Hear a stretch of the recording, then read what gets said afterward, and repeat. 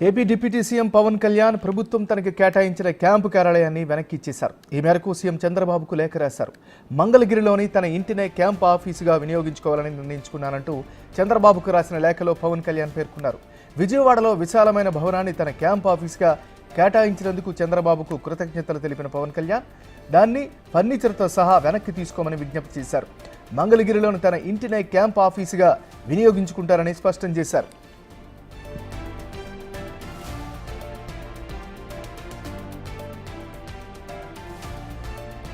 విజయవాడలో పవన్ కళ్యాణ్ క్యాంప్ ఆఫీసులో పారిశుద్ధ్య సెక్యూరిటీ కార్యక్రమాల నిర్వహణ కోసం ఏపీ ప్రభుత్వం ఇటీవల 82 లక్షల రూపాయలు మంజూరు చేయడంపై వైసీపీ విమర్శలు చేసింది. మీడియా ముందు నీతి కబుర్లు చెప్పి చాటుగా బిల్లులు పెడుతున్నారా అంటూ పవన్ను విమర్శిస్తూ సోషల్ మీడియా వేదికగా ట్వీట్ చేసింది. కేవలం 3 రోజులు వినియోగించిన క్యాంప్ ఆఫీసుకు 82 లక్షల రూపాయలు విడుదల చేస్తారా అంటూ ప్రశ్నించింది.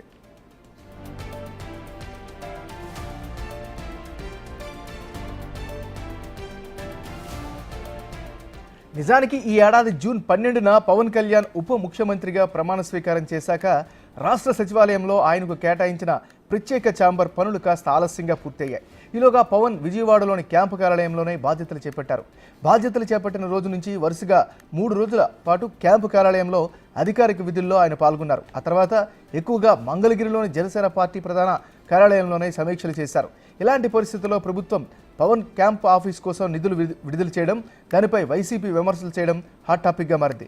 ఇప్పుడు పవన్ కళ్యాణ్ క్యాంప్ ఆఫీసును వెనక్కి ఇచ్చేయడంతో వైసీపీ విమర్శల వల్లే ఆయన ఈ నిర్ణయం తీసుకున్నారా అనే చర్చ జరుగుతోంది.